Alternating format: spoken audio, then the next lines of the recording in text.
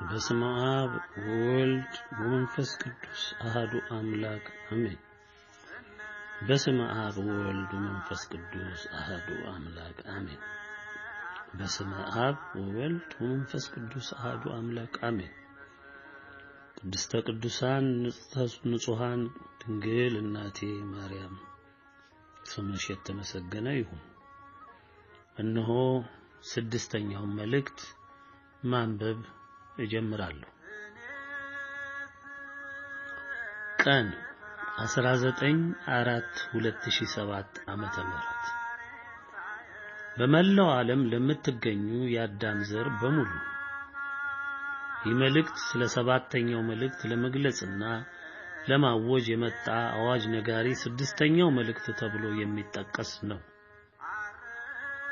አዋጅ አዋጅ አዋጅ! ስማ፣ ልብ ብለህ አድምጥ፣ ላልሰማ አሰማ። የአዋጅ ነጋሪ ቃል እግዚአብሔርን መንገድ በምድረ በዳ ጥረጉ፣ ለአምላካችንም ጎዳና በበረሃ አስተካክሉ። ሸለቆ ሁሉ ከፍ ይላል፣ ተራራውና ኮረብታውም ሁሉ ዝቅ ይላል፣ ጠማማውም ይቃናል፣ ስርጓጉጡም ሜዳ ይሆናል። የእግዚአብሔርም ክብር ይገለጣል፣ ሥጋ ለባሽ ሁሉ በአንድነት ያየዋል። የእግዚአብሔር አፍ ይህን ተናግሯልና። ትንቢተ ኢሳይያስ ምዕራፍ 40 ከቁጥር 3 እስከ 8። ከላይ በርሱ እንደተመለከትነውና ቀጥሎም በእግዚአብሔር ቃል እንደተረጋገጠልን ዛሬ ከ3 ዓመት ቆይታና ትዕግስት በኋላ ልዑል በሙላት መጣ። ለ3 ዓመት የተደረገው ቆይታ እኛ መልእክት አድራሾች እንደናንተ ፉከራ ስለጠፋን አይደለም። የልዑል ጥበቃ ወዴት ሄዶ? ትዕግስትና እድል መስጠት የእግዚአብሔር እጅ ስራውን ተወ ማለት አይደለም። እንዲህ ሆኖም አያውቅም። ኃያሉ ጌታ አይደክም፣ አይታክት። ሁሌም ፈቃዱን ለመፈጸም ሁለመናው ስራ ላይ ነው። በቁጥር የማይደረስባቸው ኃይላት ቅዱሳን መላእክትም ያለምንም ዝንጋታ ሁሌም በስራ ላይ ናቸው።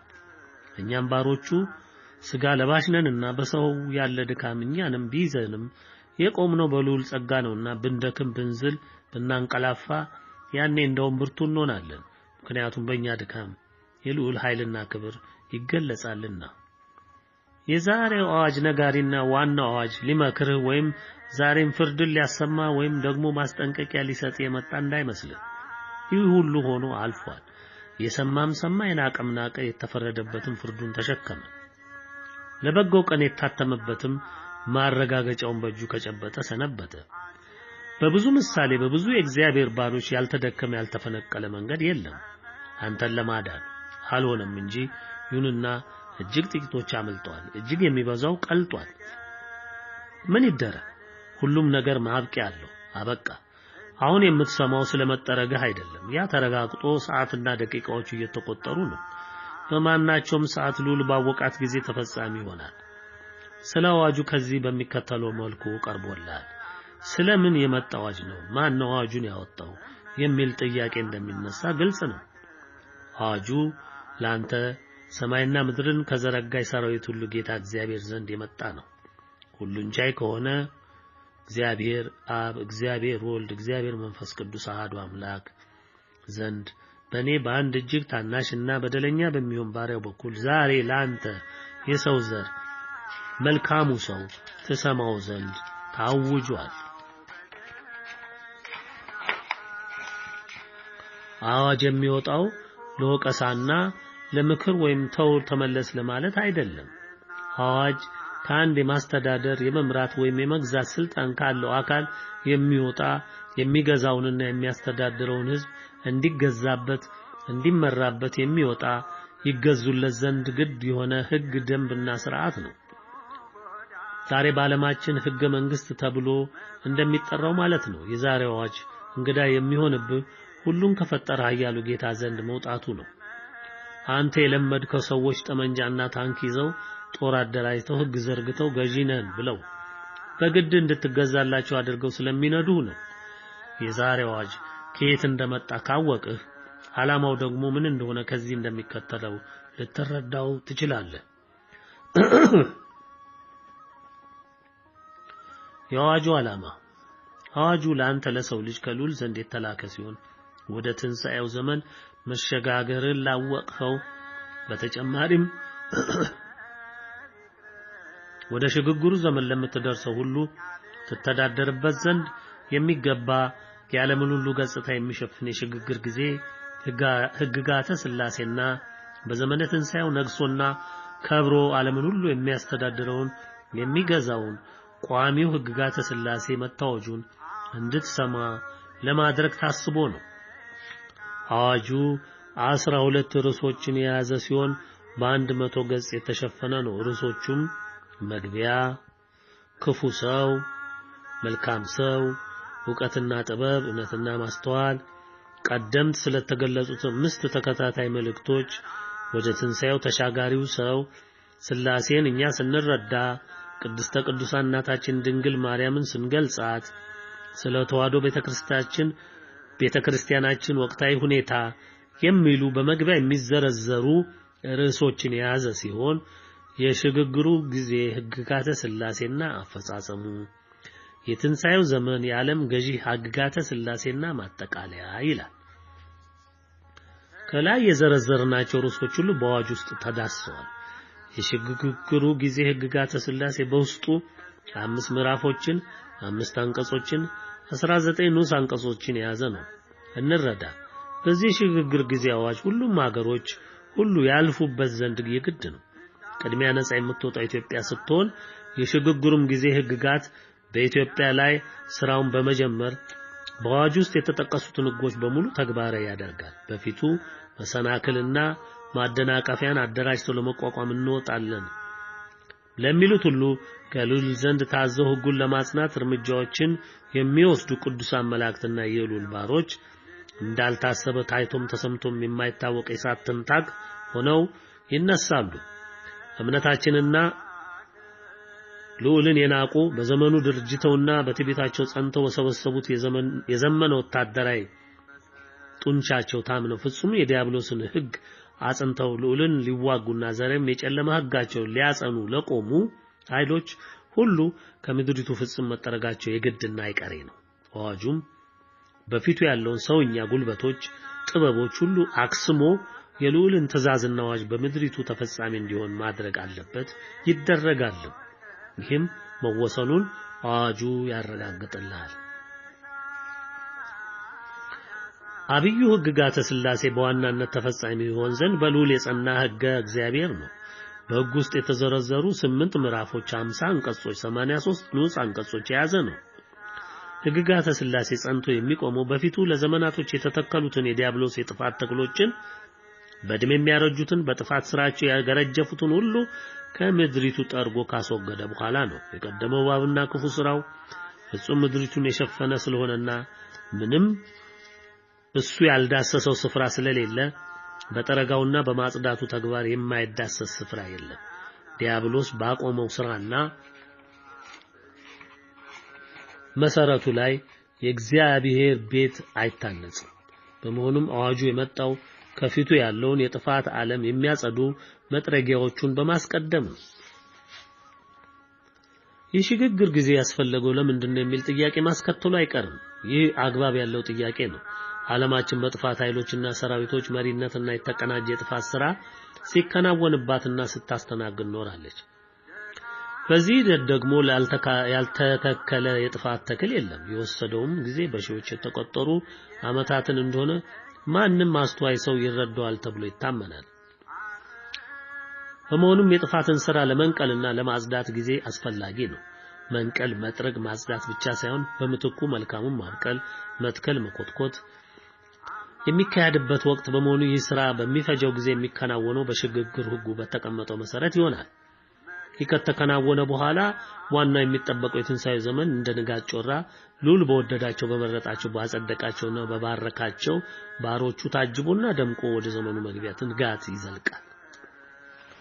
ከሽግግሩ ሂደት ወደ ትንሣኤው ንጋት በመዝለቅ ውስጥ ታላላቅ የልዑል እርምጃዎች ይወሰዳሉ። በዋናው ሰነድ በሰባተኛው አዋጁ ሰነድ የተዘረዘሩት ርዕሶች ባለባለ መብቶች ለልዑል ምርጦችና የተወደዱ ባሮችን ያንጹ ዘንድ በሚገባ ከልዑል ቃል ተገናዝቦና ተደጋግፎ የቀረቡ ሲሆን ማናቸውም የትንሣኤው ዘመን ሙሽራዎች ሁሉ ራሳቸውን በመፈተሽ ሳያስተውሉም ሆነ አስተውለውት ነገር ግን በማቅለል የተመለከቱትን በላያቸው ላይ ያሉና የበቀሉ ጉድፎችን እሾቹን ነቅለው በንስሐ ራሳቸውን የሚያጸዱበትን መንገድ ያመላክታቸዋል ተብሎ በማሰብ የተዘጋጀ ነው። ከአዋጁም ቀድመው በሰነዱ ውስጥ እንዲቀርቡ የተደረጉት በዚህ ራስን ለበጎ ቀን የማዘጋጀት ስራን ሁሉም የልዑል ብሩካን እንዲፈጽሙት ለማድረግ ነው። ይህን አዋጅ ነጋሪ ስድስተኛው መልእክት ሁሉም ሰው ቢያገኘው ምንም አይደለም። የቀደሙት 5 መልእክቶችን ማንንም ሰው ሳይለዩ ለሁሉም እንዲደርሱ ዘንድ የተፈቀዱና እንዲያውም ዛሬ በዓለማችን ነግሰው ያሉ ገዢዎች፣ ሚዲያዎች፣ ፕሬሶች በአብዛኛው አግኝተዋቸዋል። ያገኟቸው ማንም ዋጋ ሰጥቶ ለህዝብ አልገለጸም። ይህ ደግሞ የሚያሳየው የማናቸውም የሰው እንቅስቃሴ ፍጹም በዲያብሎስ ቁጥጥር ስር ያለ በመሆኑ ማንም ስለ መልእክቶቹ የተነፈሰ ሚዲያም፣ ፕሬስም፣ መንግስትም እንዲሁም ድርጅትም የለም። በዝምታ እንዲያልቁ ዲያብሎስ በመላው ዓለም ህዝብ ላይ ከፈረደባቸው ቆይቷል። የቀደሙት መልእክቶች በተከታታይ ለ5 ጊዜ ሲወጡ ለመላው ዓለም ህዝብ የልዑልን ፍርድን፣ ምክርን፣ ማስጠንቀቂያን መጪውንም ያለውንም አደጋ በሙሉ በማንሳት ሁሉም ሰው እንዲሰማው የተደከመበት ነው።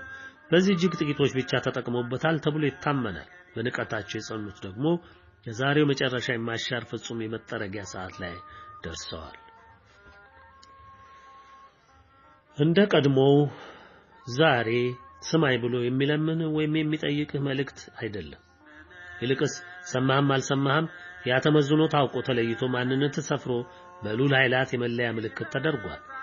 በመልካሙ ሰው ለበጎው የትንሣኤው ዘመን ይደርስ ዘንድ በተመረጠው ሰው ግንባር ላይ ምልክት ተደርጓል። ምልክቱን ያላገኙት በሙሉ ለታላቁ የቁጣ ሰዓት ቀርቶ ተጠብቀዋል። የልዑል ቃልም እንዲህ ያረጋግጥልሃል። ተፈጻሚነቱን በማወላዳ ሁኔታ የተረጋገጠ ነውና እንዲህ ያውጅልሃል።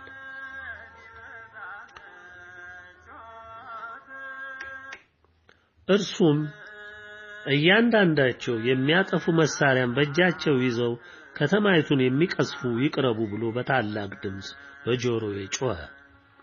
እነሆም እያንዳንዳቸው አጥፊውን መሳሪያ በእጃቸው ይዘው 6 ሰዎች ወደ ሰሜን ከሚመለከተው ከላይኛው በር መንገድ መጡ።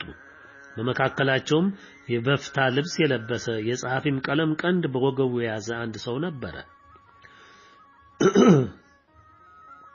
እነርሱም ገብተው በናሱ መሠዊያ አጠገብ ቆሙ።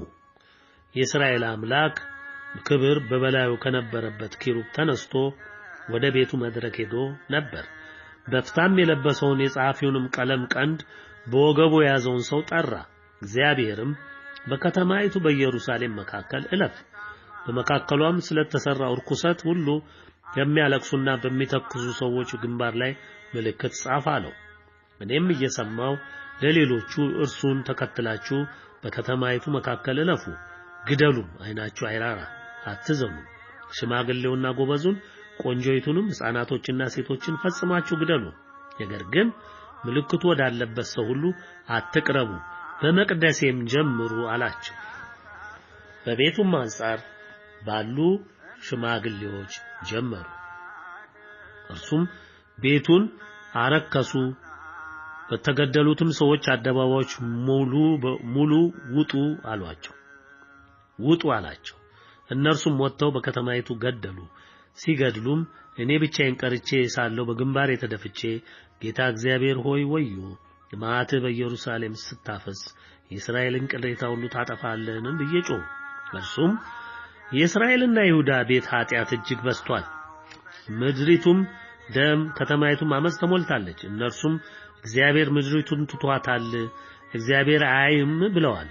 እኔ ደግሞ በዓይኔ አልራራም አላዝንምም፣ መንገዳቸውንም በላያቸው ላይ እመልሳለሁ አለኝ። እነሆም በፍታ የለበሰው የቀለም ቀንድም በወገቡ የያዘው ሰው ያዘዝኸኝን አድርጌያለሁ ብሎ መለሰ። ትንቢተ ሕዝቅኤል ምዕራፍ 9 በሙሉ ያንብቡ። አመፃንና ግፍን በማድረግ ምድሪቱን ያከረፉ የሀገራችን ሆነ የመላው ዓለም ሕዝብ ዛሬ በመጨረሻው ልትደመደሙ ሆነ።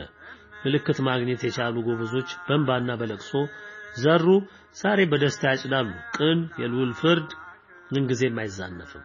ዳኝነቱም ፍጹም ነው። ማንም በመሸምገል ወይም ሕፃን በመሆን ከፍርድ ማምለጥ አይቻልም። ከቤቱም እንደሚጀምር በቃሉ አረጋግጧል። ዛሬ አዋጁን እንድትሰማ ሆኗል። አንድን ነገር በስዕላዊ መግለጫ ብታየው በአካሉና በሕይወት እስትንፋሱ ስለማታየው እድለ ቢስ ነህ። ምክንያቱ ደግሞ ግልጽ ነው። ያንተና መሰሎች በጥፋት መጥረጊያው ስለምትሸኙ ለማትኖርበት ዓለምና ሕግጋተ ሥላሴ ወይም ሰነዱን ማግኘት ምን ይጠቅምሃል? ምንም አይጠቅምህም። ለማየትም ሊኖርህም የሚያበቃ ቅድስና የለህም። ስለዚህ መታወጁን ሰምተህ ለቢጤህም አሰምተህ ፍጻሜህን መጠበቅ ነው። የዘራኸውን ነውና የምታጭደው። እኛም በምርጫህ ባገኘው ኪሳራ እያዘንን ከዛሬ ጀምሮ እኛም ተሰናብተናል። ልዑል ተሸክመህ እስከዚህ ዘመን ታገሰህ። ልዑል ተሸከመ እስከዚህ ዘመን ታገሰ። መከረ፣ ገሰጸ፣ ቀጣ። ናቅኸው፣ ካድከው፣ አቃለልከው። የሰጠህን ዘመን የበለጠ አመጽና ጥፋት አዋልከው። በእርግጥ ናቅኸው። ስለዚህ ዘመንህን ሁሉ የተከተለ ፍርድ ዛሬ ሊጨርስና መዝገብህን ሊዘጋ ከፊትህ ተሰደረ። የማይመለሰውን ቅጣትን ስላየነው ነው የተሰናበትንህ። አዋጁ ከመቼ ጀምሮ ይጸናል? አዋጁ ለአንተ ስትሰማው ዘንድ ግድ ስለሆነ የተወሰነ ጊዜ ለስርጭቱ ለመስጠት ተብሎ ከዚህ አዋጁ ነጋሪ መልእክት ከወጣ ጀምሮ ከ2 ወር ያላነሰ ጊዜ የተሰጠ ሲሆን ለጽናት የሚጀምረው የያዝነው ዓመት አብይ ጾም አልቆ የትንሣኤው ፍቺ እንደዋለ ከሚያዝያ 7 ቀን 2007 ዓመተ ምህረት ጀምሮ የጸና ይሆናል። ከዚህ ዕለት በኋላ ከማናቸውም ጊዜና ሰዓት ጀምሮ በአገራችን በኢትዮጵያ ውስጥ ያለውን ሆነ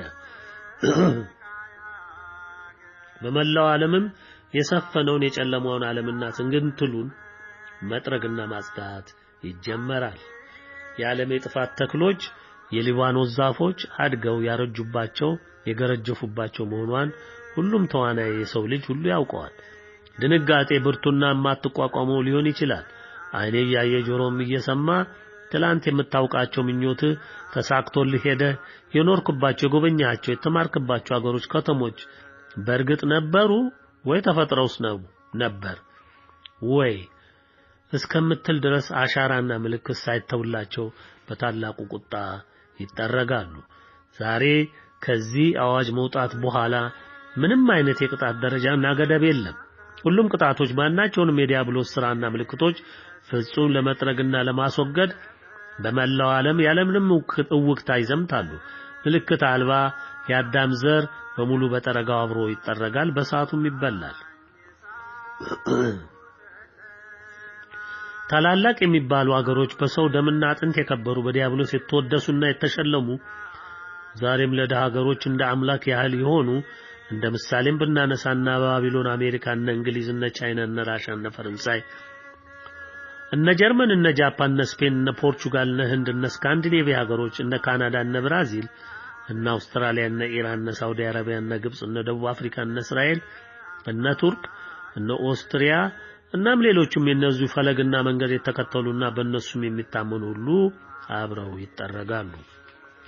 አንዳንዶችም እንደ አገር ነበሩ የሚል ጥያቄ እስከሚያስነሱ ድረስ ምልክትና አሻራ ሳይተውላቸው ከምድረ ገጽ ፍጹም ይጠፋሉ። በተለይ ለዲያብሎስ ዋናው ተጠሪና ፈጻሚ ሆነው በግንባር ቀደምትነት ዲያብሎስ በኢትዮጵያ ላይ ያዘመታቸው አገሮች እንግሊዝን፣ አሜሪካንን፣ ቻይናን፣ ህንድን፣ ጀርመንን የመሳሰሉ አገሮች ፍጹም ኢትዮጵያን በማጥፋት ሥራ ላይ የተሰማሩ ናቸው። በመላው ኢትዮጵያ የተቀናጀ ዘመቻን ከሚያከናውኑ እምነቶች በአብዛኛው ዓለም አቀፋዊ ጉልበት ካላቸው ካቶሊክ፣ ፕሮቴስታንት፣ ወናፍቃን ዓለም አቀፍ እስልምናና ሌሎችም ባላቸው አቅምና ጉልበት ሁሉ በመዝመት ቤተክርስቲያናችንን የኢትዮጵያ ተዋህዶ ቤተክርስቲያን በመውረር ፍጹም ሽባና የማትላወስ አድርገዋታል። አሁን እምነቱ ያለው በህዝበ ክርስቲያኑ ምዕመኑ ልብ ውስጥ በመሆኑ ሊያጠፋት አልተቻላቸውም። ይህ ደግሞ የእግዚአብሔር ድንቅ ሥራ ነው። አገልጋዩ በመቆሙ ሞቶ በቁጥር ቢያንሱም ውስን ምዕመናን በየበራው የወደቁ አባቶች ፍጹም ጸንተው የቆሙ በመሆናቸው ለዲያብሎስ የጉሮሮ አጥንት ሆኖበታል። የቀደሙት መልእክቶች እንደነገሩ ዛሬ መደምደሚያ ሰዓት ላይ ደርሰሃል። የልዑል ውሳኔ እስካሁን ምድርን ያላነደደው ብትመለስ ብትጸጸት ተብሎ ቢሆንም አንተ ግን የበለጠ የኃጢአትና የጥፋት ማምረቻ የጨለማ ስራን ማዘመኛ እንዲሁም የእግዚአብሔርን ቅን ሕዝቦች ፍጹም ማጥፊያ አደረግኸው። በሰጠህ ጊዜ እግዚአብሔር እንዲጸጸት ሆኗል። ለዚህም ነው ዛሬ ለዓለም ሁሉ ጣዖት የሆኑ የልዑልን ክብርና መመለክ ለራሳቸው ያደረጉ ሁሉ ምን ትልቅ ቢሆኑ ከምድረ ገጽ እንዲጠፉ የታዘዘው። በመላው ዓለም ታላላቅ መንግስታት የተባሉ ነገር ግን ፍጹም የዲያብሎስ አገዛዝና መጽሐፈ ጽልመትን ያነገሱና በሱም እየተመሩ ያሉ የሚያመልኩትም ምን ምክንያት ሊሰጡ ይቻላቸዋል ምለው ተገዝተው ለዲያብሎስና ለፈቃዱ ተገዝተው ሊኖሩ ወስነው ረጅም ዕድሜን አስቆጥረዋል።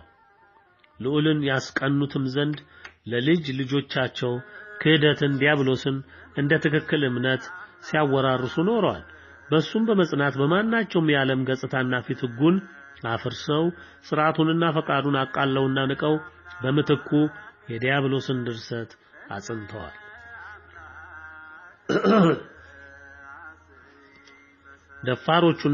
ደፋሮቹና በንቀትና በትዕቢት የተሞሉት ባገኙትና በጨበጡት ዲያብሎሳዊ ዕውቀት ፍጹም ታምነው የጥፋት አዝመራን ሲያዘምሩ ይውላሉ ያድራሉ።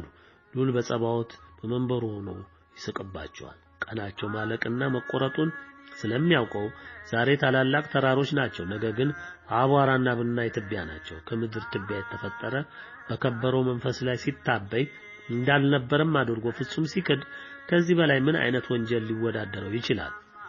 ልዑል ቅን ፈራጅ እውነተኛ ዳኛ ነው። በፍርዱ ሕጸጽ የለም፣ ኖሮም አያውቅም። ልዑል በባህሪው ፍጹም እውነት ብቻ ነው። ሁሉም በራሱ የተፈጠረ ስለ ክብሩም ይሆን ዘንድ የሚኖር ነው። ማናቸውም ፍጥረቶች በልዑል ትእዛዝና ፈቃዱ ላይ አንድም ጊዜ ወጥተው ከመንገዱም ስተው አያውቁም። በተሰጣቸው ሥርዓትና ሕግ የሚጓዙ ናቸው። ሰው ግን ፍጹም ሕግና ትእዛዙን በመናቅ በማፍረስ ተወዳዳሪ አልተገኘለትም። እንዲያም ሆኖ ቸሩ አምላክ ትዕግስትን ምን ያህል ገንዘቡ እንደሆነ ዛሬ እኛ ባሮች እየመሰከርን ነው። ራሱን ፍቅር መሆኑን ለሰው ልጅ በመታገስ ብቻ ሳይሆን እስከ ሞት በመውደድና ፍቅሩንም እስከ መቃብር በመውረድ አሳይቶናል። ታዲያ ይህንን ያወቁ ልጆቹ በአመፀኞች ሲፈጩ ሲቆሉ ልዑልን ስለ ትዕግስቱ ቢደንቃቸውም በዛው ልክ ደግሞ ዳኝነቱን ፍትህን እንዲሁም ንጹህ ደማቸውን በቅን ፍርዱ እንዲያካትት ዘወትር በእንባና በጩኸት ከመጠየቅ ባርከው አያውቁም። የትንሣኤው ዘመን የቅን ፍርዱን የፍጹም ዳኝነቱ ውጤት ነው። ከዚህ መድረስ የተገባቸው ባሮቹ ደግሞ ቀድሞም በሱ ዘንድ የታሰቡ ናቸው። ስለሆነም ዛሬ ባሮቹን ሊክስ ሊባርክ ወንጀለኞችና በደለኞች ወደ ሲኦል ሊልክ ዛሬ በሙላት መጣ። መድኃኔዓለም አባታችን እናቱንና እናታችን ቅድስተ ቅዱሳን ድንግልን አስከትሎ በቅዱሳን ሊቃነ መላእክት ታጅቦ ፍርዱን እንደ ፀሐይ ሊያወጣ ነው ደረሰ። እኔም አንድ ምናምንቴ ባሪያው ዛሬ የሰማኸውን አዋጅና አዋጅ ነጋሪውን መልእክት እንዲሁም ለ9 ዓመታት ስትሰማና ስታደምጥ የቆየውን 5 መልእክቶቹን ለአንተ ለሰው ዘር አስተላልፍና እነግር ዘንድ የተሰጠኝን ትእዛዝ በአቅሜ ልክ ልዑል እንደሰጠኝ ጉልበት መጠን ላደርስልህ ጥሬአለሁ። ለእንደኔ አይነቱ ደካማና ታናሽ ባሪያው ይህንን የከበደ ኃላፊነቱ ቢጭንብኝም በራሱ አከናውኖታል ብዬ አምናለሁ። ስሙ የተመሰገነ ይሁን። እንግዲህ ከአዋጁ መውጣት በኋላ በጪው ጊዜ እጅግ አስጨናቂ እንደሚሆን ይታመናል። በልዑል ታምናችሁና ተወዳችሁ በእንባችሁ ዘርታችሁ በደስታ ልታጩ የተገባችሁ ስለሆነ ከታመናችሁለት አምላክ የተሰጠ ድል ስለሆነ በውጣ ውረዱ የሚያስጨንቃችሁ ነገር የለም። ምልክት አልባ የሆኑት ደግሞ በደስታ ዘርተዋል፣ ፍሬውንም በልተው በአመፅ ትርፋቸው ተደስተው ኑረዋል። ዛሬ ደግሞ በዚህ የልዑል ቅን ፍርድ ሊካተቱ ግድ ስለሆነ በእንባ ጥርስ በማፋጨት በሽሽት በመፍረስ በመሞት በመጠረቅ በሰዓት በተለያዩ መቅሰፍቶች ሊከደኑ ግድ ስለሆነ ትርፋቸውን ማፈስ ይገባቸዋል። አዋጁ ራሱን ለማጽናት ብዙ እርምጃዎችን ስለሚወስድ በፊቱ እሳትን የለበሱ የእሳት ትንታግና በአበል የሆኑ አንዳች ያለ የማይቋቋማቸው ቅዱሳን መላእክትና ቀሳፊ መላእክት እንዲሁም ከልዑል ኃይልን የተላበሱ ምርጥ ዕቃዎቹ በተጣመር ለእርምጃው ይዘልቃሉ።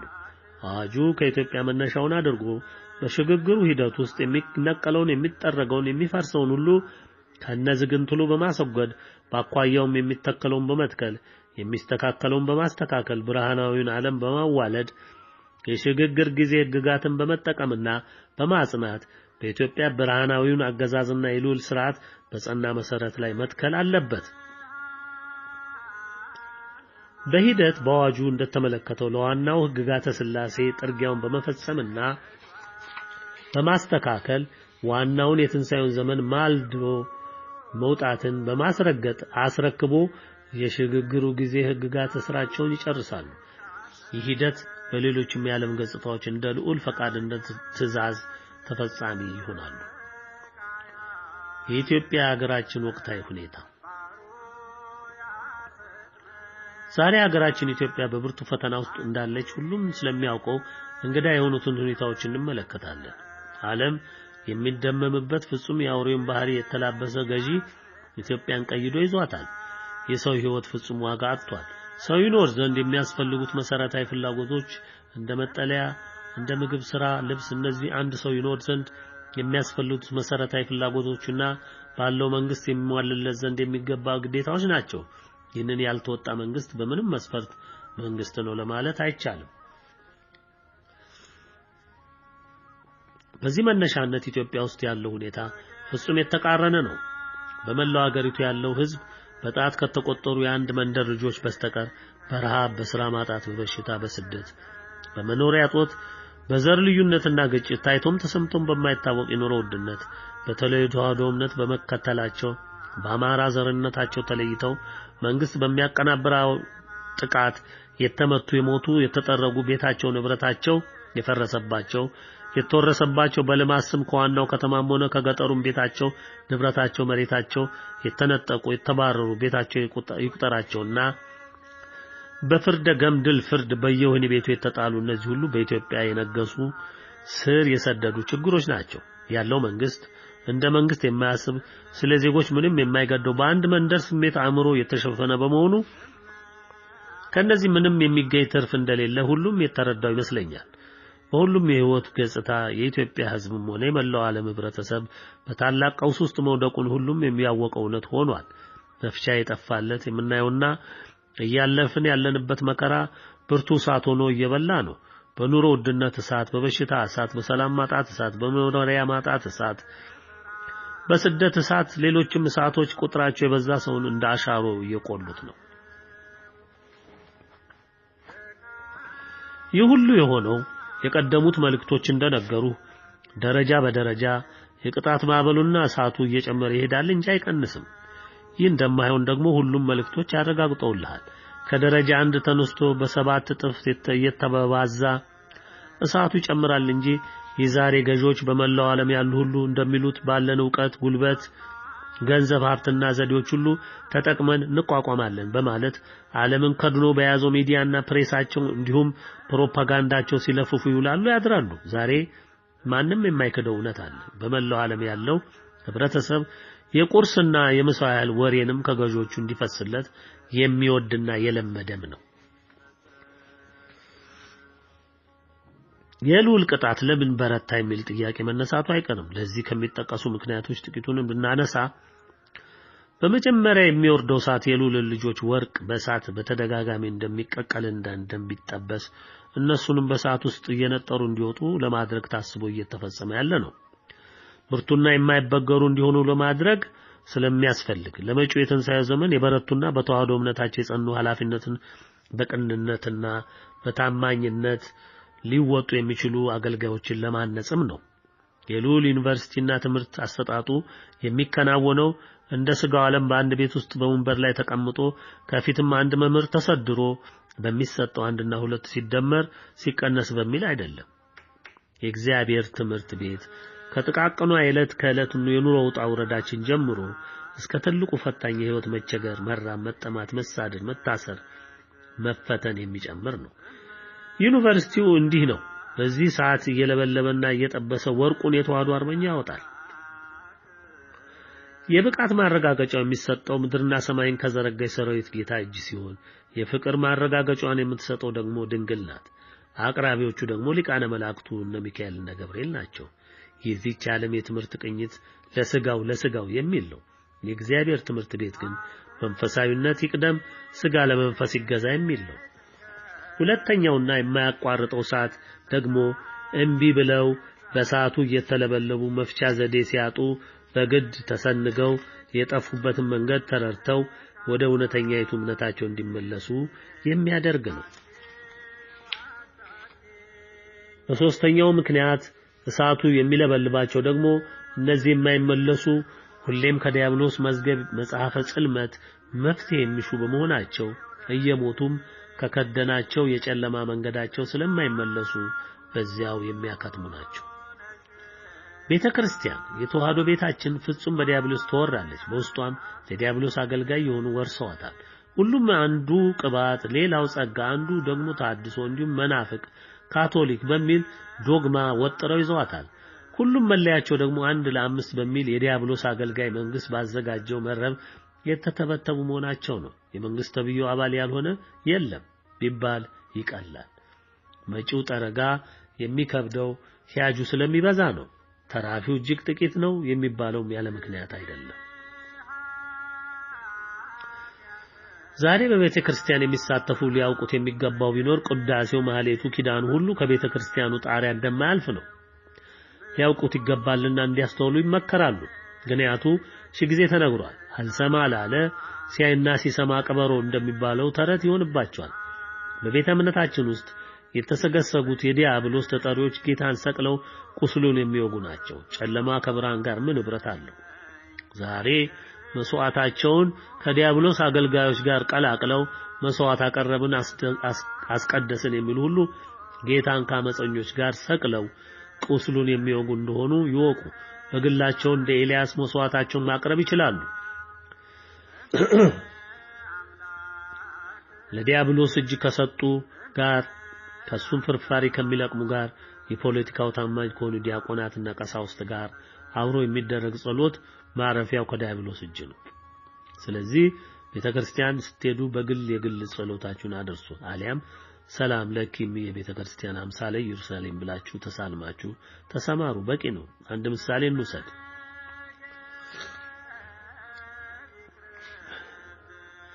የብርሃን ሰራዊት የሆኑ ለውጊያ የተዘጋጁ በስተቀኝ ግንባር ሲሰለፉ፣ በስተግራ ግንባር ደግሞ የጨለማ ሰራዊቶች ተሰልፈዋል። በሁለቱ መካከል የተተወ የፈሪ ምድር የሚሉት ስፍራ አለ። በሁለቱ ኃይላት አንጻር ድጋፍ የሚሰጡ ወይም የሚተባበሩ ስፍራቸውን ከሚደግፉት ሰራዊት ጎን ቆመው ውጤቱን ይጠባበቃሉ። አንድ እንግዳ ነገር በፈሪው ምድር ላይ ይታያል። ውስን ቁጥር ያላቸው ሰዎች በዚያ በተተወ ምድር ላይ ወደ ስራቸው ይሄዳሉ። ውለውም በዚያ ይመለሳሉ። በማናቸውም ሰዓት ውጊያ በሚነሳበት የውጊያ ወረዳ ላይ የሰላም ቀጠና ሳይሆን በእነዚያ ሰዎች ግን ምንም የማይከሰትበት ምድር ነው ብለው ያምናሉ። ውጊያው ሲነሳ ግን ከማንም በላይ አደጋው ውስጥ የሚወድቁ እነዚህ የዋሃን አላስተዋዮች ናቸው። የዛሬ በቤተ ክርስቲያን ለቅዳሴውም ለኪዳኑም ማልደው የሚገኙ ሰዎች በቅንነት የሚያደርጉት ቢሆንም ከዚህ ዋጭ መውጣት በኋላ ከስፍራው ራሳቸውን ቢያርቁና የግል ጸሎታቸውን በቤታቸው ቢያደርጉ መልካም እንደሆነ ይመከራሉ። የእግዚአብሔር እርምጃ የሚጀምረው ከቤቱ መሆኑን ሁሉም ሊያስተውሉ ይገባል። በተለይ ሴቶች እናቶች ቤተክርስቲያን የሚሄዱት የልልታ ጥማታቸውን ለማርካት ይመስላል። የዲያብሎስ ጭፍሮች ገንዘብ ሲሰበስቡ ከሌ በዚህ ምክንያት ይህን ያህል ብር ሰጠ፣ እልል በሉ፣ እልል፣ ቤተክርስቲያንን አፈረስን፣ ልንሰራ ነው፣ እልል ወዘተ። የልልታ ሰራዊት አስነዋሪ ትውልድ የጠፋ ሰው ልንል እንችላለን።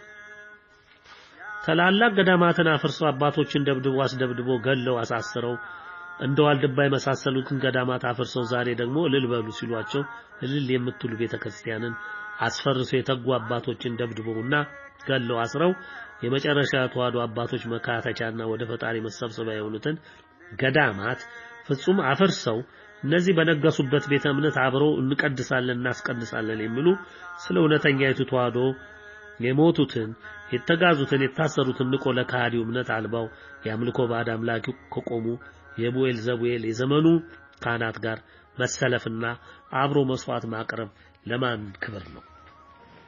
ለዲያብሎስ ብቻ ነው። በቤተ ክርስቲያን የሰለላ መዋቅር ዘርግቼ በሚገባ እየተቆጣጠሩ ነው የሚለው ስሙን እንኳን ማንሳት የሚቀፍ ዲያብሎሳዊ መንግስት ለዚህ ካደሩለት ሰራዊቶቹ ጋር መሰለፍ ማለት ምን ማለት ነው? በቃ ከስፍራው እንዳትገኝ አስጠነቅቃለሁ። የዚህ ጉደኛ የኢትዮጵያ መንግስት ተብዬ አባል የሆናችሁ ከማናቸውም ጥቅማችሁ ወይም ጭፍን ስሜት ተነስታችሁ የምትደግፉት በዘረኝነት የተተበተባችሁ በተለያየ ዲያብሎስ በደረሰው በፈጠረው እምነት ውስጥ ያላችሁ ሁሉ መጥረጊያው የማያልፋችሁ መሆኑን ላስገነዝባችሁ ወዳለሁ። አይቀሬ መሆኑን አረጋግጥላችኋለሁ። ኢትዮጵያና ተሳዳጅ ወገኖቻችን ስናስብ ደግሞ እጅግ የሚያም ውርደት ሆነ።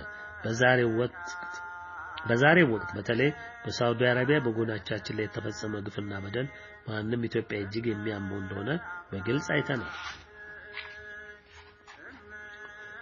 ብዙዎች ወገኖቻችን በአሁኑ ወቅት በሳውዲ ብቻ ሳይሆን በሌሎችም ሀገሮች በተለይም በአረብ ሀገራት ሀበሻ ጠላታችን ነው ብለው የሚሰሩት ግፍ ወሰን አጥቷል።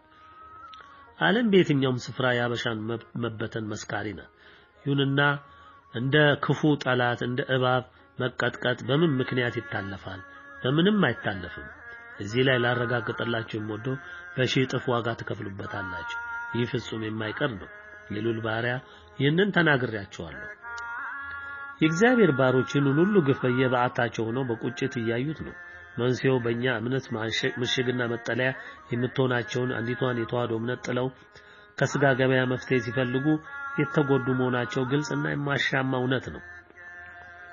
በኢትዮጵያዊነት ላይ በተዋህዶ እምነት ላይ ዘመታችሁ የአረብ ሀገራት ሁሉ እናንተም በመላው ዓለም ያለውም የዘመኑ ትውልድ ሀበሻን ኢትዮጵያዊ ተዋህዶ ኦርቶዶክስ እምነትን ባነሱ ቁጥር እጅግ እንደሚጠሉን እናውቃለን። ግን ዛሬ ልናበስራቸው እንወዳለን።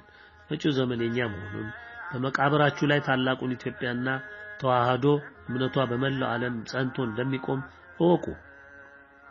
አዋጁም ይህንኑ ሊያበስርና ሊገልጽ የታወጀውን ምግጋት ሊያጸና እጅግ ብዙዎች ጥላቶቻችን ከምድረገጽ ሊጠራርግ በታላቅ የእሳት ማዕበልና ጎርፍ ተጭኖ መጥቶላል።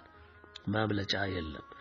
መሸሻ መደበቂያ በምድር ላይ የለም። በተለያዩ አፍሪካ ሀገራትም ተመሳሳይ ግፍ ይፈጸማል።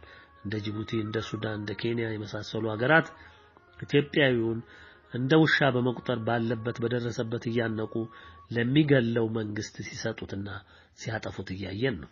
እናንተም ካለው ዲያብሎሳዊ የኢትዮጵያ መንግስት ጋር አብራችኋልና አብራችሁ ትከደናላችሁ፣ ትጠረጋላችሁ። የሁሉ በደል ሲፈጸም ከምንም ያልቆጠረው የኢትዮጵያ መንግስት ተብየው በየበረሃ ለወደቁት በባህር ለሰጠሙት በአረብ ሀገራትና በአፍሪካ ሀገራት በኖራለሁ ጥረት ወጥተው ለቀሩት ሁሉ ሙሉ ኃላፊነቷን ይወስዳታል። እነሱ በአመጽ አልፈዋል። የቆመው መንግስትና ከጀርባው ሆነው ሁሉን አቀፍ ድጋፍ ያደረጉለትም ያሉ ዓለም አቀፍ የኢትዮጵያና የኢትዮጵያነት የተዋህዶ እምነታችን ጠላቶች ሁሉ ልብ በሉ፣ ልብም አድርጉ። እስከዛሬ ሰፈራችኋት ግፍና በደል በሺህ እጥፍ ትከፈሏታላችሁ። የሉል ባሪያ ይሄንን አረጋግጥላችኋለሁ። ቃል ወጥቷል፣ ተፈጻሚነቱ እንዳይቀር ደግሜ በልዑል ስም አረጋግጥላችኋለሁ። ኢትዮጵያ ውስጥ ያሉ ሰላማዊ ተቃዋሚዎችና ጦር የጨበጡ ተቃዋሚዎች ሁሉም በድምሩ ያለውን መንግስት ሊጥሉ እየደከሙ ለመሆናቸው እየሰማን ነው። በዓላማቸው ዲሞክራሲ እናሰፍላለን የሚሉ ናቸው። ይህ ፍልስፍና ከእውነተኛው የተዋህዶ እምነታችን ጋር ፍጹም የማይገናኝና የሚጻረር ነው። ዲያብሎስ ያረቀቀው ይህ ድርሰቱ ሁሉም ሃይማኖቶች እኩል ናቸው የሚል አባባል ያለው ሲሆን ሶዶምነትንም እንደ መብት ከሚቆጥሩት ምዕራባውያን ጋር የተመሳሰለ ነው። ብዙ ቅኖች በዚህ ውስጥ ተሰላፊ ሆነዋል። ለኢትዮጵያ ሀገራቸው ያላቸውን ቀናይነት ስለ ሁሉም ተቃዋሚዎች አክብሮት ቢኖረንም በተለይ በሰላማዊ ትግል የተሰለፉ ውስጥ የሚበዙ ሆድ አደሮች እንደሞሉበት የሚታወቅ ነው። ዛሬም በህዝብ መከራ የሚነግዱ ከለየለት አውሬው ገዢ ቡድን ጋር በህዝብ ደም የሚነግዱ ሁሉ ማረፊያቸው ቀለም ከሚሰፍርላቸው መንግስት ተብዬ እንደማይለይ ሊያውቁት ይገባል። ሌሎች ደግሞ በበረሃ ጠመንጃ ተሸክሞ ህይወታቸውን ሊሰው ለወደዱት ስለወገኑና ሀገራቸው ኢትዮጵያ ያላቸውን ፍቅር ብናከብርም የሁሉም ዳኛ ልዑል እግዚአብሔር ለሁሉም እንደ መንገዱና እንደ ቅን ልቦናው ስለሚፈርድ የሚያምናቸውን የወደዳቸውን ያከበራቸው ልጆቹን ሲያነግስ ሁሉም በየጣ ክፍሉ ይቆማል። በዚህ ጉዳይ ከዚህ የዘለለ ሊባል የሚችል ነገር የለም። ሁሉንም የሚለየው የልዑል ቅን ፍርድ ብቻ ስለሆነ ልዑል እንዲህ ብሏል። በአንዲት ከተማ እግዚአብሔርን የማይፈራ ሰውንም የማያፈራ አንድ ዳኛ ነበረ። በዚያች ከተማ አንዲት መበለት ነበረች። ወደ እርሱም እየመጣች ከባላጋራ ይፍረድልኝ ትለው ነበር። አያሌ ቀንም አልወደደም። ከዚያ በኋላ ግን በልቡ ምንም እግዚአብሔርን ባልፈራ ሰውንም ባላፍር ይህች መበለት ስለምታደክመኝ ሁልጊዜም እየመጣች እንዳወከች እፈርድላታለሁ አለ። ጌታም አለ፣ አመፀኛው ዳኛ ያለውን ስሙ። እግዚአብሔር እንኪያስ ቀንና ሌሊት ወደ እርሱ ለሚጮሁ ለሚታገሳቸው ምርጦቹ አይፈርድላቸውምን? እላችኋለሁ ፈጥኖ ይፈርድላቸዋል። ነገር ግን የሰው ልጅ በመጣ ጊዜ በምድር እምነትን ያገኝ ይሆንን? የሉቃስ ወንጌል ምዕራፍ 18 ከቁጥር 2 እስከ 8። ከላይ የሉልን ቃል ልብ ብላችሁ ተመልከቱ። በዛሬው ዘመን ወንጀለኛ ዳኞች በመላው ዓለም በፍርድ ወንበር ተቀምጠው ፍርደ ገምድል ዳኝነታቸውን ሲሰጡ እንደሚያድሩ በግልጽ እንረዳለን። እግዚአብሔርን አያምኑም፣ አይፈሩም። ይልቅስ በወንበሩ ላይ የጎለታቸውን የፖለቲካና ጠመንጃ የጨበጠ ባለስልጣን ይታዘዛሉ፣ ያከብራሉ፣ የወዳቸው ጌታ ስለሆነ። በዛሬው ዘመን በአገራችን የነገሱ ዘረኛና ፍጹም አጥፊ ገዢዎች ለዚች አገራችን ላይ እየሰሩ ያሉትን ግፍ የተሸከመው ሕዝብ ያውቀዋል። ይህ ሁሉ እየሆነ ደግሞ እውነተኛ የእግዚአብሔር ምርጦች እግዚአብሔርን ፍረድልን ብለው ይጮሃሉ፣ ያነባሉ።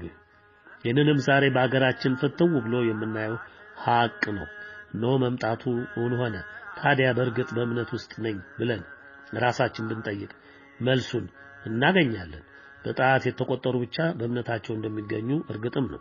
እነሆ በዚህ አዋጅ መታወጅ ባለድል መሆናቸው ተረጋግጧል። ድልን ለጨበጣችሁ እውነተኛ የድል ምርጦች እንኳን ደስ አላችሁ። ክፎች ደግሞ መጣባችሁ፣ ጨለመባችሁ፣ ዳግም ላይ ነጋላችሁ ሆነ። እንግዲህ ወደ ኋላ አእምሯችሁን እንዲያስብ አድርጉት። የዘራችሁትን አመጽና ክፋት ታዩታላችሁ። የታመናችሁበት ዲያብሎስ ወርውሯችሁ ለታላቁ እሳት ዳርጓችሁ ሄዷል። ያመኑት ፈረስ በደንደስ እንዲጥል ፈረሳችሁ ዲያብሎስ ለእሳት ጥዷችሁ ሄደ። በመሆኑም ከዚህ በኋላ የፍርዱ ማረፊያ ስለሚወሰን ጠብቁ። ስለ ፍርደ ገምድሎች አንድ ምሳሌ እናንሳ።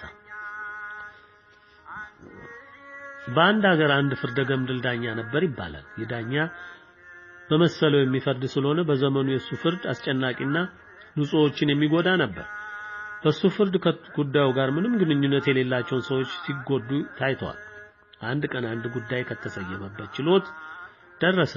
ጉዳዩ ሲገለጽ ከሳሽ እንዲህ ብሎ ቀረበ። ጌታው ክቡር ዳኛ እግዚአብሔር ያመልክቶ ወንድሜን አንድ ጎበዝ ጉልበታም በመንገድ ጠብቆ ቀጥቅጦ ገደለው። እነሆ ፍርዱን እሻለው፣ የወንድሜን ደም ሕግ ይፋረድልኝ አለ። ዳኛውም ወንጀለኛው ነፍሰ ገዳዩ ተይዞ እንዲመጣ አዘዘ። ተይዞም መጣ። ዳኛው እንዲህ ብሎ ተብለህ ተከሰሃል ብሎ ወንጀሉን ነገረው። እሱም ነውረኛ ስድብ ስለሰደበኝ ደሜ ፈልቶ ገድየዋለሁ አለ። ዳኛውም በግፍ ገለዋልና በስቅላት ትቀጣለህ ብሎ ፈረደ። መስቀያው ተዘጋጀ፣ ወደዚያው ተወሰደ። ወንጀለኛው እጅግ ረጅም ስለነበረ መስቀያውን ባንገቱ ሲያገቡ መሬት ላይ ቆሞ ከመስቀያው እኩል ሆነ። ሰቃዮቹም ወደ ዳኛው ሄደው ከመስቀያው መርዘሙንና መስቀል አለመቻላቸውን ገለጹለት። ፍርደ ገምድሉ ዳኛ እንዲህ ብሎ አዘዘ። የወንጀለኛውን የቅርብ ዘመድ ፈልጉ፣ ቁመቱም አጠር ያለ ይሁን፣ እሱም በሱፋንታ ስቀሉ ብሎ አዘዘ። አንድ የተከሰተበት ዘመዱ ተገኘና በጥረቱ ምክንያት ተሰቀለ። የዘመኑ ዳኝነት ወንጀለኛውን ሳይሆን ከወንጀሉ ያልተገናኙትን ፈልጎ ማጥፋት ነው። ዛሬ በፍርደ ገምድሎች ቤት ያልፈረሰ ንብረቱና ገንዘቡ ያልተወረሰ የለም። በማናቸውም ያስተዳደር የዳኝነት ሂደት ውስጥ በሐሰት መከሰስ፣ የውሸት ምስክር ማስተናዳት ያውም በራሱ በመንግስት የሚከናወን የዘወትር ትዕይንት ነው። የኢትዮጵያ ሀገራችን ችግር እጅግ ተበራክቶና ገዝፎ እየታየ ያለው በሁሉም ኢትዮጵያዊ ሕይወት ውስጥ ያለው የመንግስት ችግር ፈጣሪ እጅ ነው። ፍርደ ገምድሎችን በየቦታው ሰግስጎ ያነገሰው ዲያብሎሳዊ መንግስት ዛሬም አልተማረም። በቁጥር 4 መልእክት ማስጠንቀቂያ የደረሳቸው የቀድሞ ባለ ራእዩ መሪ ቅርብ አዳሪ ሆነዋል። ይታረሙ ተብሎ ለንስሐ ታጋበዙ። ትዕቢት መጥፎ ናትና በታላቅ ቁጣና ትዕቢት ተሞልተው ፎከሩ። ምን ዋጋ አለው? ብዙም ሳይቆዩ መጥፎ ዕድል ገጠማቸው። የእሳቸው አባሪና ተዋህዶን እያወቁ የናቋት ፓትርያርክም ተከትለው ሄዱ። ለሁለቱም የደረሰው ማስጠንቀቂያ ተቀባይ ስላጣ ውሳኔው ተግባራዊ ሆነ።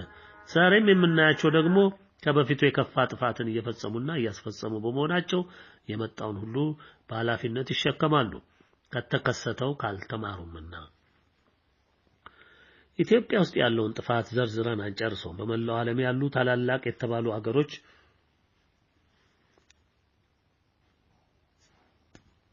በመሪያቸው ዲያብሎስ በሚገባ የተሳሉ የጥፋት መሳሪያዎች ስለሆኑ በምድር ላይ ያለውን መጪ የልዑል ፍርድ እጅግ ስለሚፈራና ስለሚጨንቅ ሁሉንም ባሮቹን ስለ ስለ ጥፋቱ ይነግራቸዋል። በተቻላቸው መጪውን ጥፋታቸውን እንዲቋቋሙ የሚያስችል ስራ ስሩ ይላቸዋል። ከዚህ የጨለማው መንፈስ በመነሳት እነሱም ሲደክሙ እናያለን። ምን ጥረት ያደርጋሉ? አንዳንዱን እንየው። ኢትዮጵያ ውስጥ ያለው መንግስት የታመነ የዲያብሎስ አገልጋይ በመሆኑ ሁሉም መንግስታት ትልልቆቹም ትንንሾቹም ባላቸው አቅም ሁሉ ከስልጣኑ እንዳይወርድ እንዲያደርጉ ቀጭን የዲያብሎስ ትእዛዝ ወርዶላቸዋል። በመሆኑም ገንዘብ፣ ብድር፣ መሳሪያ፣ ምክር ምንም አይነት ህግ ሳያግዳቸው የህዝባቸውንም ጩኸት ቸል በማለት ይረዱታል። የሚቃወሙትን ተቃዋሚዎች ያሳድዱለታል፣ ካመቸውም ይዘው ይሰጡታል። ለዚህም ነው ዛሬ በኢትዮጵያ ያለው መንግስት በሙሉ ልብ ያሻውን የሚያደርገው። በመላው ዓለም ያለው መጻኢ ሁኔታ የሚያረጋግጠውን ከልዑል የታዘዘውን ለ9 ዓመት የተላለፈ መልእክት ከኢትዮጵያ ተነስቶ እስከ መላው ዓለም ድረስ እንዲደርስ ቢደረግም በአንዲትም የመንደር ጋዜጣ እንኳን አልተገለጸም። የዛሬው አዋጅ ነጋሪ ሲገለጽ ከዚህ የተለየ እንደማይሆን ግልጽ ነው። የሰው ልጅ ብርቱ ሞገደኛ ነው የሚባለውም በዚህ መንስኤ ነው። ምድሪቱም የተሸፈነችው በዲያብሎስ ተጠዋሪዎች መሆኑ እስካሁን የተደረገ ያለው ሁኔታ ያረጋግጥልናል። በኢትዮጵያ ያሉትን በልዑል የተወደዱትን እሱም የሚወዳትን የጸናትን እምነት ተዋህዶን የጨበጡትን በማሳደድ በመግደል ታቦታቱን በመዝረፍ ቅርሳቸውን በማሸሽ ቤተ እምነታችን ገዳማትን በማፍረስ መጠመዳቸውን የምናየው እውነት ነው። ማንም የውጭ መንግስት ተዋህዶ እምነት ላይ ዘመቻ ሲካሄድ የተነፈሰ የለም። ምክንያቱም አዝማቾቹ ራሳቸው ዓለም አቀፍ የዲያብሎስ ተቋማት በመሆናቸው ነው። ስለ ወቅቱ የዓለም ሁኔታ ዓለማችን በቀደሙት የተከታታይ 5 መልእክቶች በመዳኘት ላይ መሆኗን እያስተዋልን ነው። የዓለማቱ ገዢዎች መልእክቶቹ ዓለማትን ሁሉ መዳኘታቸውን እያወቁ የመጥፋታቸውን ፍርድ በመገለጹ ምክንያት በአንድም ቀዳዳ እንዳይነገር የተቻላቸውን ሁሉ አድርገዋል። በግል ብዙዎች እንዳገኙት ይታመናል። ከመልእክቱ መውጣት በኋላ ዓለማችን በየደረጃው በእሳቱ ወንፊት በመበጠር ላይ ነች። እንደ ትዕቢቷ መጠንም የእሳት መግፊቱ በ7 እጥፍ እየተባዙ ማድቀቃቸውንና ማክሰማቸውን ይቀጥሉበታል። ዓለም ሁሉ አሜን ብሎ እስከሚንበረከክ ድረስ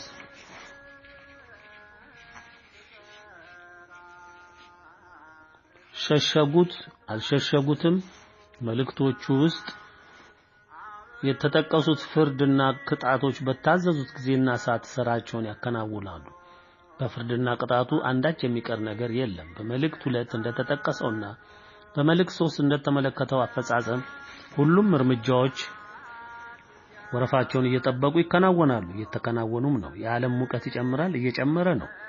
የምድር ሰሜንና ደቡብ ጫፎች ሁሉ ያሉ የበረዶ ግግሮች ይቀልጣሉ፣ የውቅያኖስ ከፍታ ይጨምራል። ይህም እየተፈጸመ ነው። በዓለም ጦርነት ፍጅት ይነግሳል። ይህም ሁላችንም የምንመሰክረው እውነት ይሆናል። የተፈጥሮ አደጋ፣ የትራንስፖርት አደጋ፣ የመሬት ነውጥ፣ የሃይማኖትና የዘር ግጭት፣ ፍጅት ሁሉም እየተከናወነ ነው። በየትኛውም የዓለም ገጽታ መሪዎች ተረጋግተው በሰላም የሚገዙበት የሚወጡበት ጊዜ መጥፋቱ ከመልእክቱ መዳኘት ጀምሮ እየተከናወነ ነው። ዓለም ከፈጣሪው የተጣላችና የካደች በመሆኗ እየደቀቀች ወደ ከፋው ድቀትና ሞት እየገሰገሰች ነው። እርምጃው መጠንና ኃይሉን በ7 እጥፍ እያባዛ ያለምንም ፋታ ይቀጥላል። ሰውና ትዕቢቱ ንቀቱና ውሸቱ አብረውት ያሉት የዲያብሎስ አምልኮና ባህሪያት ሳያጠፉት እንደማይቀር እውነት ሆኗል። ዛሬም የፊቱ ቆመው ዓለም የጨለማ ኃይላትና ሰራዊቱንም ፍጹም ከምድረ ገጽ ሊያስወግድ በዓለም ሁሉ ፊት ቆሟል። ዛሬ ደግሞ የግድ ጨለማው ተጠርጎ የብርሃኑ ዘመን ይተካና እግዚአብሔር ሕዝቦቹን በምድሪቱ ይነግሱ ዘንድ ልዑል በገባው የማይታጠፍ ቃሉ መሰረት ተፈጻሚ ሊያደርግ ገዢ የሆነውን አዋጅ እንዲታወጅ ሆኗል። ገዢ የሆነውን አዋጅ እንዲታወጅ ሆኗል። ዓለም ምን ይበጃል? ተመከርክም፣ ተመክረህ ነበር አልሰማህም፣ ተቀጥተህ ነበር አልደነገጥክም፣ ብሳጼውም አልመለሰም። ሁሉም ጥረቶች በአንተ እንደሞኝነት ተቆጠሩ። አልፈ ተርፈ ልዑልን ፍጹም ካድክ። ዲያብሎስና ትምህርቱን አነገስህ። ምን ቀረህ? ምንም የቀረህ የለም። በየደረጃው እየጨመረ የሚተመውን ጥፋትን ልትለማመደው ትሞክራለህ። ሳይንሳዊ መፍትሄም አበጅለታለሁ ትላለህ እንጂ ከንቀትና ክህደት እንዲሁም ትዕቢት የሚመልስህ ብልሃትም ዘዴም አልተገኘም። በስተመጨረሻ የዛሬውን መደምደሚያ የሆነውን ውሳኔ ወልደሃል። ታከትምና ከምድሪቱ ፊት ትጠረግ ዘንድ በቦታም ብርሃን ይነግስ ዘንድ የልዑል ፈቃድ ሆኖ ነው በመቃብር ላይ እውን እንዲሆን ታወጀ። የዛሬውን የዓለም ጥፋት በመዘከር አንጨርሰው። ሁሉም ነገር በመመሰቃቀል ላይ ሲሆን እንደተጎለጎለ ልቃቂቱልና መጨበጫው ጠፍቷል። አንዳንድ ሀገሮች ወደ መጥፋት ደርሰዋል። የአመጻ ሰራዊቶች መናኸሪያ ሆነዋል። ታላላቅ የተባሉ ሀገሮች ችግር መፍታት አቅቷቸው ራሳቸው የችግሩ አካል ሆነዋል። ዩክሬን፣ ኢራቅ፣ ሶሪያ፣ ሌሎችም የሀያላን ሀገሮች የአቅም መፈታተሻ ሆነዋል። ውሾች እርስ በርስ ቢጣሉ ጅብ እስከሚመጣ ድረስ ነው። እሱ ከመጣጣቸው ሁሉንም የሚያጠፋ ስለሆነ በጋራ ይጮሃሉ፣ በጋራም ይሸሻሉ። የዛሬው ዓለም ታላላቅ ተብዬ ሀገራት እርስ በራሳቸው በመፋጀት ላይ ሲሆኑ እነሱን የሚያስተሳሰሩ ዓለም አቀፍ ድርጅቶች፣ የተባበሩት መንግስታት፣ የአረብ ሊግ፣ የአፍሪካ ህብረት በአባሎቻቸው አለመግባባት መወሰን አቅቷቸዋል። መከራና መጠረጋቸው በላዩ እየተደመረ በመሄድ ላይ ሲሆን ሳያከስማቸው እንደማይመለስ እርግጥ ሆኗል። ዛሬኛም የልዑል ባሮች መፈጸሚያቸው መድረሱንና መቆረጡን ልናረጋግጥላቸው እንወዳለን። ልዑል የእግዚአብሔር መንፈስ ቅዱስ ሌትም ቀንም ሲሰድቡትና ሲያቃልሉት የሚውሉና የሚያድሩት የዲያብሎስ ደቀ መዛሙርቶች ለአንዴም ለሁሌም እንዳይመለሱ ሆነው ይከደናሉ። ከኔ ጋር ያልሆነ ይቃወመኛል፣ ከኔ ጋርም የማያከማች ይበትናል። ስለዚህ እላችኋለሁ ኃጢአትና ስድብ ሁሉ ለሰዎች ይሰረይላቸዋል፣ ነገር ግን መንፈስ ቅዱስን ለሰደበ አይሰረይለትም። በሰው ልጅ ላይ ቃል የሚናገር ሁሉ ይሰረይለታል፣ በመንፈስ ቅዱስ ላይ ግን የሚናገር ሁሉ በዚህ ዓለም ቢሆን ወይም በሚመጣው አይሰረይለትም። የማቴዎስ ወንጌል ምዕራፍ 12 ከቁጥር 30 እስከ 32። ቃሉም እንደሚያረጋግጥልን ዛሬ በዓለማችን በልዑል ቃልና ፈቃዱ ላይ ያልዘመቱ የሉም። የውሸት ድርሰት ደርሰው በመላው ዓለም ሐሰትን ያነገሱ እምነቶችን ፈጥረው ዛሬ ዓለም ሁሉ የሚመለከተውን የሚያስተምረውን የሚወቅሰውን እግዚአብሔር መንፈስ ቅዱስን በመስደባቸው አይደለምን? አሁን ነው። ስለዚህ ፍርዱን ይሸከሙታል፣ ሳይውል ሳያድር በሕይወታቸው ይከፍሉታል። በአጠቃላይ ዓለም በአሁኑ ሰዓት በቀደሙትም ሆነ እነሆም ባወጣው አዋጅ ዕጣ ፈንታዋ በግልጽ ተረጋግጧል። አዋጁ እነዚህ ለዘመናት ያለ ከልካይ እንዳሻቸው ሲፈነጩ መኖራቸው በግልጽ የተረጋገጠላቸውን ሸክሞች ከፊቱ አስቀድሞ መጥረጊያው ፍጹም ሊጠርጋቸው ወጥቷል። የተመዘዘ ሰይፍ አይመለስም። የግድ ሊቆርጥ የሚገባውን ሁሉ ይቆራርጣል። እንግዲህ ስለ ዓለም ይህን ያህል ከተረዳን ይበልጥ ደግሞ የቀደሙትን 5 ተከታታይ መልእክቶች ደጋግማችሁ አስተውሉ እላለሁ። ይህ የወጣው አዋጅ የቅጣትን አይነቶቹን ሁሉ ይጠቀምባቸዋልና የቅጣቶች አይነትና ምንነት በቀደሙት መልእክቶች ተገልጸዋል። እነዚያን የማገናዘብ ያስፈልጋል። አዋጁ ከጸና ዕለት ጀምሮ በማናቸውም ሰዓትና ጊዜ መጥረጊያው የጽዳት ስራውን ይጀምራል። በመሆኑም ይህ አዋጅ ነጋሪ መልእክት በእጁ የደረሰው ሰው ህሊናው ለተቀበለው ሰው ሊሰጥ ይችላል። ስለ ድንግል ፍርድ በዚህ አዋጅ ነጋሪ መልእክት ውስጥ ተሰማው ዘንድ አስፈላጊ ከሆነው አንዱ የድንግል ፍርድ ነው። ዓለም ያለ ድንግል አማላጅነት አይድንም ሲባልና ይህንን ያለመታከት ለረጅም ዓመታት ሲያውጁ የነበሩና ያሉ የድንግል ልጆች እንደምናምንቴ ተቆጥረው የሰማቸው እንደሌለ ራሱ እያንዳንዱ ሰው ልቡ ነው ያውቀዋል። ስለዚህ ለናቀው ዛሬ ሰማህም አልሰማህም ትርጉም የለውም። የተሰጠህን ዘመን በከንቱ ጨርሰዋል። የአዋጅ ለጠበቀው ለተሰናዳው በተስፋና በእምነት ጸንቶ ለቆመው ብቻ ነው ታስቦ የመጣው።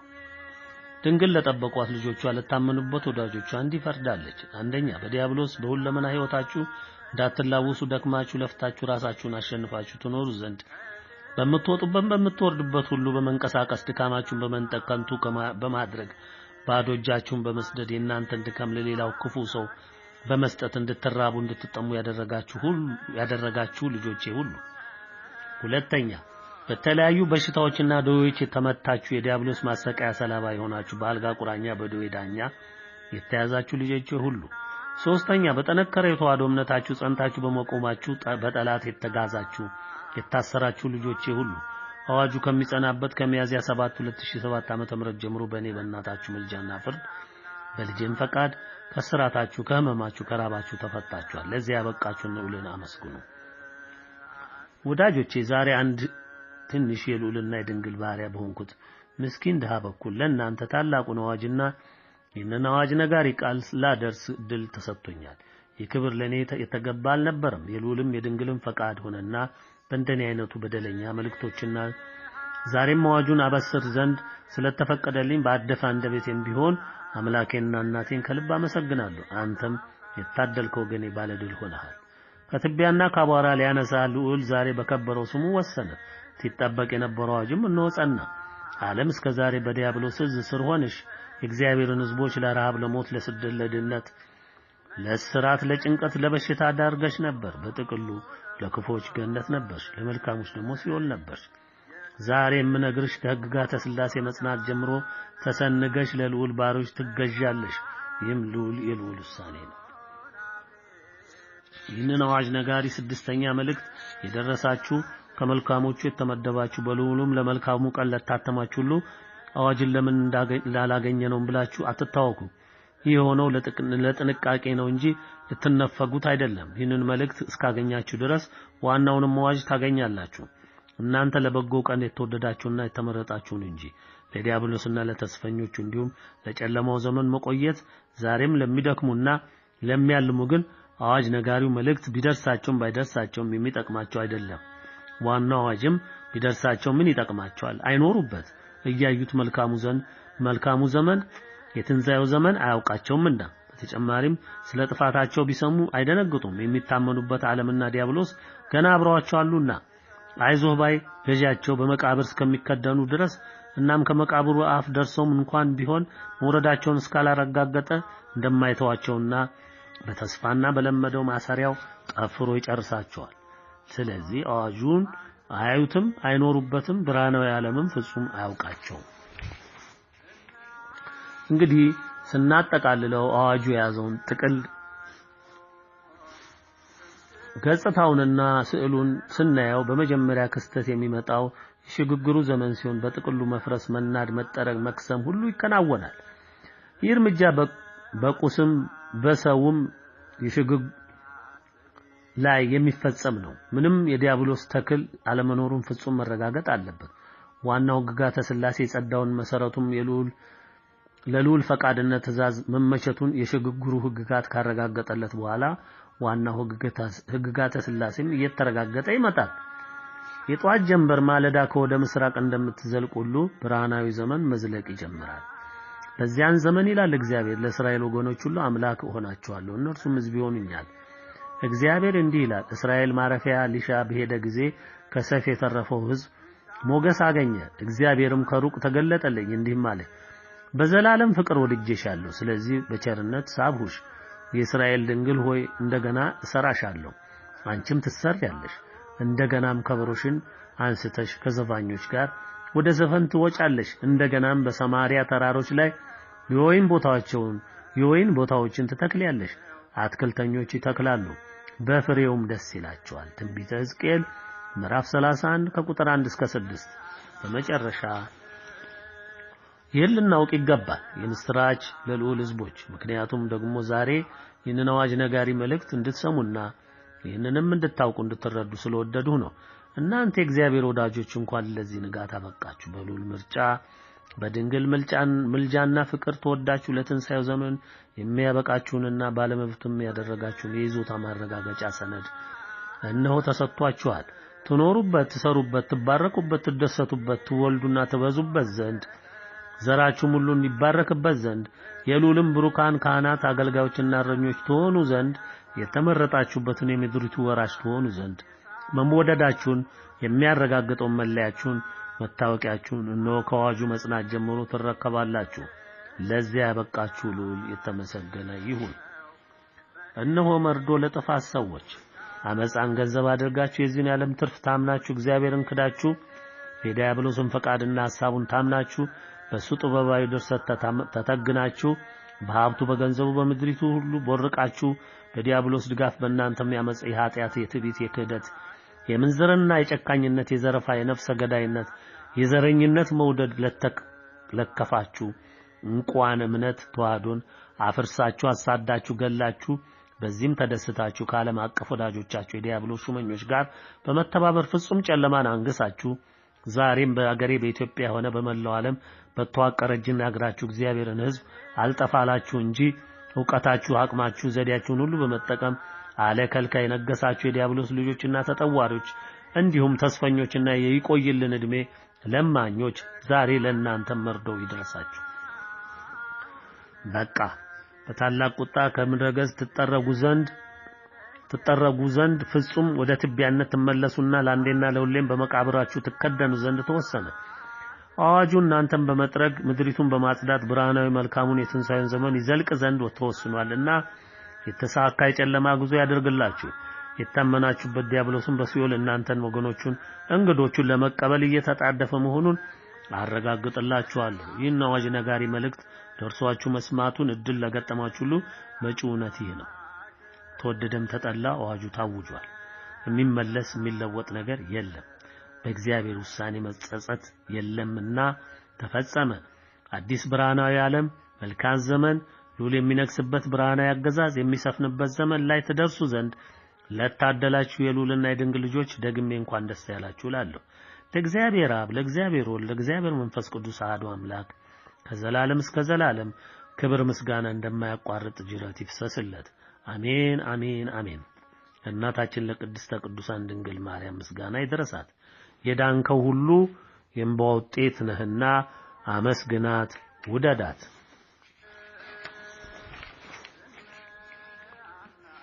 ሁሌም ላልተለዩን ለረዱን ለጠበቁን ለማለዱን ለታገሱን ለተሸከሙን ቅዱሳን ሊቃነ መላእክት ለቅዱስ ሚካኤል ለቅዱስ ገብርኤል ለቅዱስ ሩፋኤል ለቅዱስ ፋኑኤል ለቅዱስ ኡራኤል ለቅዱስ ራጉኤል ለቅዱስ ሳቁኤል ለቅዱስ አፍኒኔል ለቅዱስ ሰላትያል ለቅዱስ ሰዳክያል ለቅዱስ ራሙኤል ለቅዱስ ሱሪያል ሁሉ ምስጋና ይድረሳችሁ።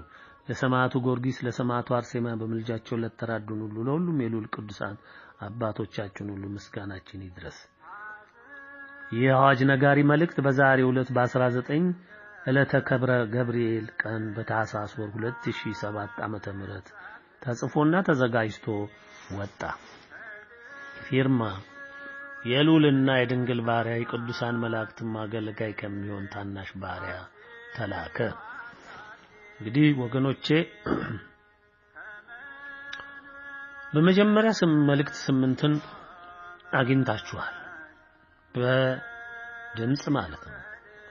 አሁን ደግሞ በሶስት ክፍል የተከፈለውን መልእክት 1 መልእክት 2ን አንድ ላይ በአንድ ክፍል መልእክት 3ን ደግሞ እንዲሁ በአንድ ክፍል አሁን ደግሞ በስተመጨረሻው በሶስተኛው ክፍል 4ን መልእክት 4ን መልእክት 5ን መልእክት 6ን ይህንን አዋጅ ነጋሪውን በሙሉ አጠናቅቄ እነሆ በድምጽ እንድትሰሙት ሆኗል። እግዚአብሔር አስጀምሮ ላስጨረሰኝ አምላክ ምስጋና ይሁንለት። በስተመጨረሻ አንድ ምክር ለሁላችንም ባሳስብ እወዳለሁ። ዛሬ በአገራችን በኢትዮጵያ ይህ ንባብ በማነብበትና በማዘጋጅበት ሰዓት እምሰማው እጅግ አስጨናቂ ሁኔታ እየታየ ይገኛል። ብዙ ወገኖቻችን ምክርን ባለመስማታቸው ከአባቶቻችን የሚነገረውን ምክር ማዳምጡ በመሆናቸው በቅርቡም በክረምት ውስጥ በአባህማ ኢየሱስ በኩል ከእግዚአብሔር የተላከን መልእክት ሲናገሩ ሁላችን ሰምተናል። በድምጽ በደንብ አድርገው አቀናብረው ልከዋል። በመልእክት 1 ላይ በመጀመሪያ አዋጃቸው ሲናገሩ ተማሪዎች ወደ ኦሮሚያም ወደ ተለያየ ክፍል አትሂዱ፣ በተለይ አማራ የሆናችሁ ከክልላችሁ አትውጡ። ምክንያቱም እምነታችሁ ዘራችሁ ለፈተና ይዳርጓችኋል፣ አደጋ ውስጥ ወድቃላችሁ። የዘንድሮን ትምህርት ቢቻል እንዲሁ ተመዝግባችሁ ተመልሳችሁ መልቀቂያ ያስገብታችሁ ሪዛይን አርጋችሁ ወይም ለቃችሁ ወደ የክልላችሁ ተመለሱ ብለው ይህንን ምክር ለግሰዋል። ይህንን ምክር ልጅ እንደሰማው ሁሉ ወላጅም ሰምቶታል። ግን የእግዚአብሔር ምክር ሁሌም የማያዳምጥ ትውልድ፣ ከንቱ ትውልድ የእግዚአብሔር ምክር ንቆ መንግስት ያወጀለትን የፌደራል መንግስት በዚህ ክልል መድቤያለሁ በዚህ ክልል መድቤያለሁ ሂዱ ሚነካችሁ የለም ስላለ አምነ ልካል። ዛሬ ልጆች የተጣዱበትን እሳት ይው ችግራቸውን ይው አልፎ ተርፎ በእምነት ጉዳይ ቤተክርስቲያን የምትሆነውን ይው ሁሉም እንደ ትእዛዙ እንደ እግዚአብሔር ቃል በአባቶች እንደሚናገረው ዛሬም ከቁጥር 1 እስከ 8 የሰማው መልእክት እንደሚናገረው ሁሉ ይፈጸማል። የሚቀር ነገር የለም። ለምን እንደማታስተውሉ የኢትዮጵያ ሕዝብ ይገርመኛል። እምነቱን የማያውቁ ያፊዙ ግድ የለም። የእምነቱ ጠላት የሆኑም የሚሰሩትን ይስሩ። አንድ ጊዜ ይክፉ ትንቢት መፈጸሚያ ናቸውና አንድ ጊዜ ለዲያብሎስ ተላልፈው የተሰጡ ናቸውና አንድ ጊዜ ለማይረባ አእምሮ የተተው ናቸውና ዲያብሎስ የነገሰባቸውን ሰዎች ለምን ታደምጣለህ? ለምንስ ትሰማለህ? ለምንስ የአባቶችን ምክር አታዳምጥ? ለምን ልጆችህን ለእሳት ትዳርጋለህ? ዛሬ ወንጀለኛው አባት ተብዬ እናት ተብዬ ናችሁ። ለልጆቻችሁ ማትመክሩ እምነታችሁን ተዋህዶ እምነታችሁን ማታወርሱ ማታስተላልፉ የዘመኑን ዕውቀትና ጥበብ የዘመኑን ሌባ መንግስታት የምትታመኑ ስጋን ብቻ ትርፍ የምታደርጉ ምክር ማታዳምጡ። ስለዚህ ሰዓቱ እንግዲህ እንዲመጣ ትርፋችሁ ይሄ ነው። በትጮሁ ማን ነው የሚደርስላችሁ? እግዚአብሔርን ንቃችሁ እስቲ ድረስላችሁ መንግስት የምትሉት እስቲ መከራውን ያቆምላችሁ።